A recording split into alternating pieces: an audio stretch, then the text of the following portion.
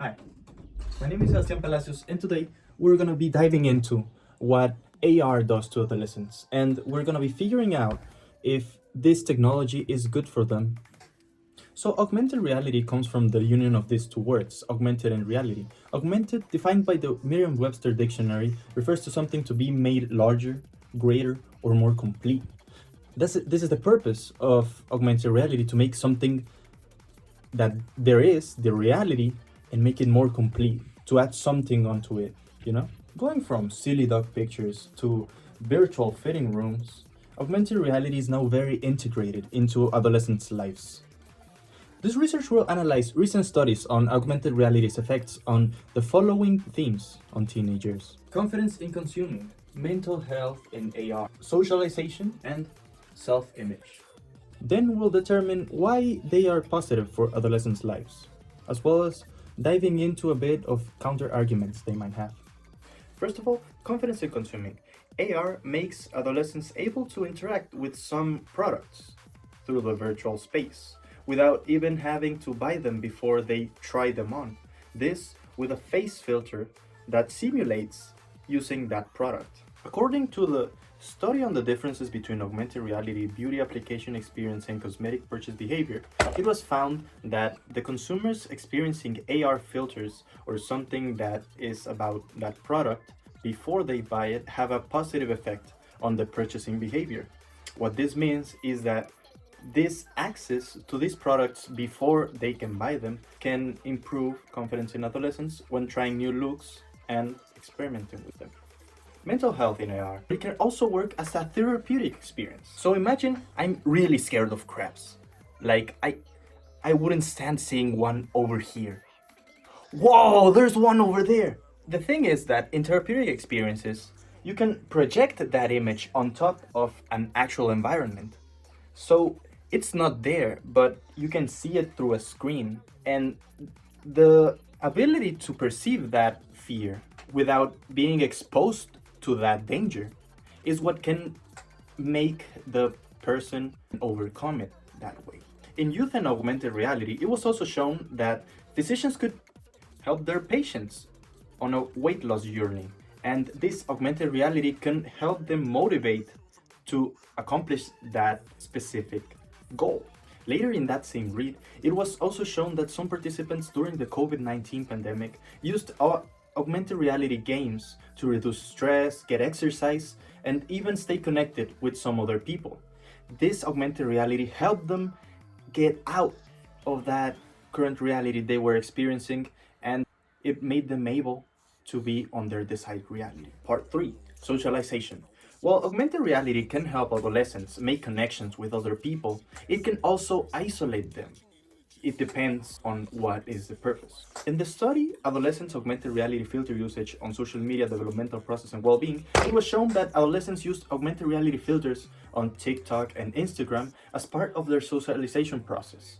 Why is this? Because they share filters. They can present themselves as something else just for fun. Similarly, in another study called What's Behind the Filter, it was shown that silly filters are used as part of this socialization process because they can bond people over funny shared experiences. And if these filters are funny and silly, you can make friends out of it.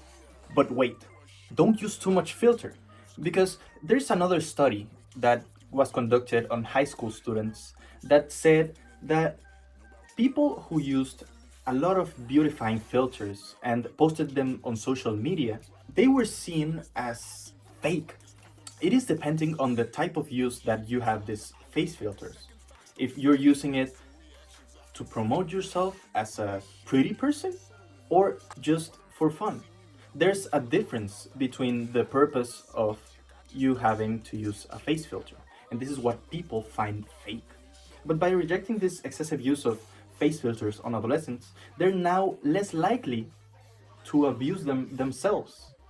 So it's a self-regulating system that will avoid being rejected by other people. However, this tool is still present for self-expression and socializing with other people over social media and sharing silly pictures of themselves and silly filters and getting along with other people who have same interest in face filters, the excessive use is what makes them different and what can exclude other people. Part number 4, self-image. As we have seen, the use of augmented reality filters on social media by adolescents is something that can be very divisive. Why is this? Because adolescents can either be experimenting and uncovering a true self with these face filters, but also it can feed their idea of their ideal self. So we can now establish that a positive intent on using these face filters is gonna be increasing self-acceptance, while a negative intent will decrease it. You know, there's a difference between filters that are exploring identity and some others that are just feeding an idea of an ideal self. These could be detrimental to adolescents' health.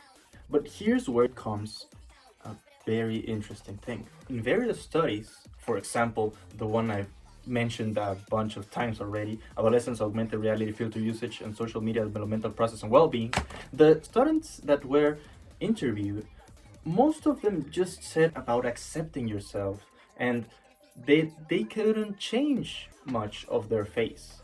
Like they could see a chat filter or a, I don't know, slimmer face filter in there, and they wouldn't be bothered. Why is this? Because they're well taught in this theme. They know that face filters and augmented reality filters are something that is supposed to be fun and something that is self-transformative, something that can improve your self-exploration about yourself, to know some things you didn't know, or entertainment.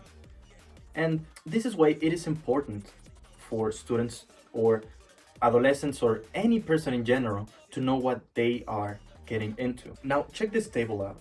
You can see that there is a group of people that is being asked a question. What is this question? Do you find Snapchat filters useful? Those who chose yes and makes me feel better may experience a boost in their self-esteem, and that could be positive overall for themselves. However, other 3% of participants also sometimes wanted to cover their face defaults. What this means is that they were using these face filters for a negative intent to hide some personal image issues. Now here comes a possible origin for this thing. In a study called Age Analysis of Body Dissatisfaction Levels in Adolescent Girls Using Instagram Filters, it was discovered that adolescent girls were already dissatisfied. At least 57.7% of them did not like a part of their body that they presented before using a face filter. So there was no change overall in the dissatisfaction.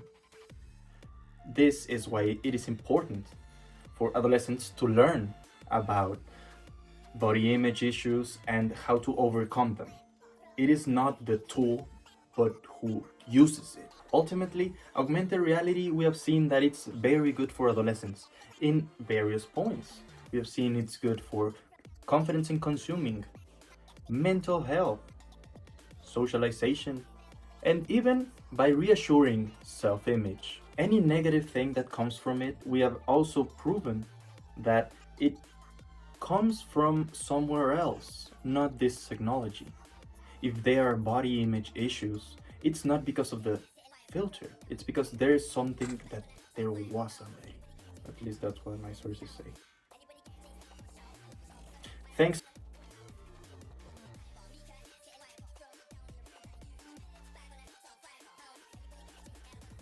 This research will analyze the